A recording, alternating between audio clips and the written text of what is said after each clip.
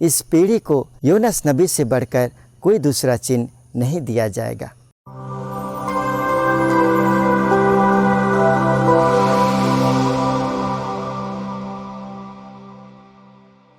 ख्रिस्त में प्यारे दोस्तों, हम आज के पवित्र सुसमाचार में पढ़ते हैं कि प्रभु के चारों ओर भीड़ की भीड़ उमड़ रही है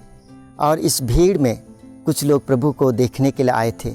उसके द्वारा करने वाले चमत्कारों को देखने के लिए आए थे, कुछ लोग प्रभु को सुनने के लिए आए थे और उनमें से कुछ लोग यह चाहते थे कि वे प्रभु पर विश्वास तभी करेंगे जब प्रभु यीशु उन्हें स्वर्ग से कुछ चिन्ह दिखाएंगे। जब वे स्वर्ग से चिन्ह देखेंगे तो वे विश्वास करेंगे कि यही ईश्वर के द्वारा भेजे गए मसीहा हैं, मुक्तिदाता हैं, जिसकी वे प्रतीक्षा युगों से कर रहे थे। उनका जो विश्वास था प्रभु पर, वह शर्तों पर निर्धारित था। इसलिए उनकी विचारधारा को जान करके, उनकी इच्छा को जानकर प्रभु यीशु उनसे कहते हैं, इस पीढ़ी को योनस नबी से बढ़कर कोई दूसरा चिन्ह नहीं दिया जाएगा।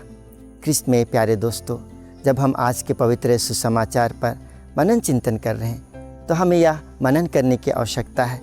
क्या हमारा विश्वास जीवित प्रभु पर इन लोगों की तरह शर्तों पर आधारित है? क्या मैं इन लोगों की तरह जब मैं किसी प्रकार की बीमारियों से पीड़ित हो जाता हूँ तो मैं प्रभु से कहता हूँ कि प्रभु यदि आप मुझे स्वस्थ कर देंगे, चंगाई प्रदान करेंगे, तो मैं सचमुच में पूर्ण रूप से आप पर मैं विश्वास करूँगा? क्या मैं मेरे जीवन में किसी परिस्थिति में पड़ जाता हूँ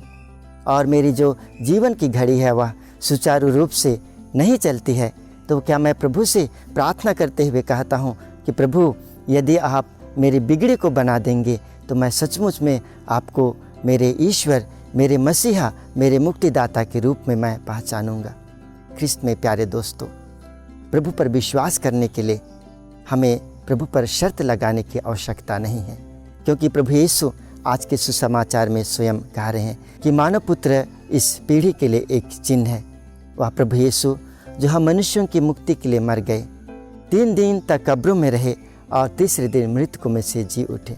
वह यीशु जीवित यीशु हैं, जीवंत यीशु हैं, जो हम सबों के लिए जीवन प्रदान करते हैं। उस यीशु पर हमें शर्तों के आधार पर विश्वास करने की आवश्यकता नहीं है, क्योंकि वह यीशु हैं जो हमारे मुक्तिदाता हैं, जीवन दाता हैं। इसीलिए ख्रिस्त में प्यारे दोस्तों, आइए हम प्रभु पर विश्वास करें और जब हम आज के सुसमाचार पर मनन चिंतन कर रहे हैं तो प्रभु से प्रार्थना करें कि हम हमारे जीवन में हर परिस्थिति में प्रभु को अपना जीवन दाता, मुक्तिदाता, जीवंत ईश्वर के रूप में हम पहचानें।